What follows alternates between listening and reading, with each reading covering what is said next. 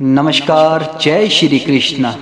भगवद गीता के 3रा अध्याय, कर्म ही शक्ति। जीवन में सफलता और संतुलन केवल कर्म में ही नहीं बल्कि कर्म के प्रति सही दृष्टिकोण में भी है। श्री कृष्ण ने अर्जुन को 3रे अध्याय में बताया कि कर्म ही जीवन का असली सार है।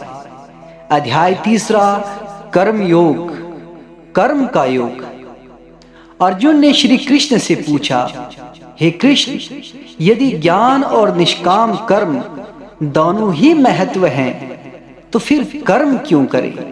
क्या ज्ञान से ही मुक्ति प्राप्त नहीं हो सकती? यहाँ श्री कृष्ण ने अर्जुन को सिखाया कि बिना कर्म किए आत्मा का उत्कर्ष संभव नहीं है।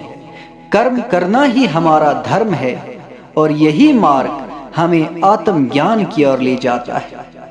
श्री कृष्ण ने यह स्पष्ट किया कि कर्म का पालन करना हर व्यक्ति का कर्तव्य है। बिना कर्म के जीवन अधूरा है। कर्म से आत्मा को शुद्धि मिलती है।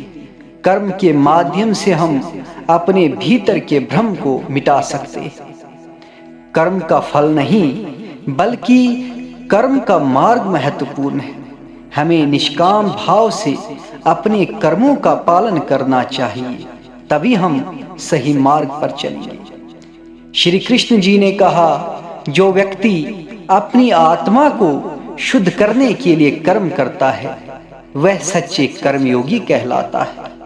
उन्होंने अर्जुन को यह भी बताया कि कर्मों में आसक्ति से मुक्ति पाई जा सकती है जब कोई व्यक्ति केवल अपनी जिम्मेदारी को समझते हुए कर्म करता है और उस कर्म के परिणाम की चिंता नहीं करता, तो वह सर्वोत्तम कार्य करता है।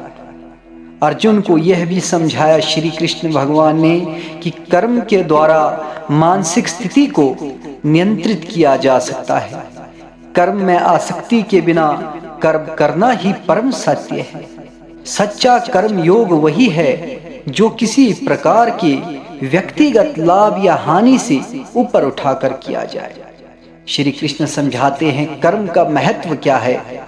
श्री कृष्ण ने कर्म के महत्व को स्पष्ट करते हुए कहा, जो लोग कर्म नहीं करते वे ना तो आत्मा को शुद्ध कर सकते हैं और ना ही जीवन में सुख प्राप्त कर सकते हैं। अर्जुन को यह समझाया गया कि कर्म ही जीवन को दिशा देता है।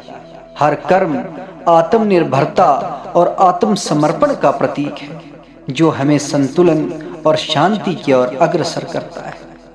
3रे अध्याय में श्री कृष्ण हमें यह सिखाता है कि कर्म ही जीवन का सार है। जब हम कर्म को अपने धर्म और आत्म निर्माण के रूप में देखते हैं तो वह हमें संतुलन, शांति और सच्ची सफलता की ओर मार्गदर्शन कराता है।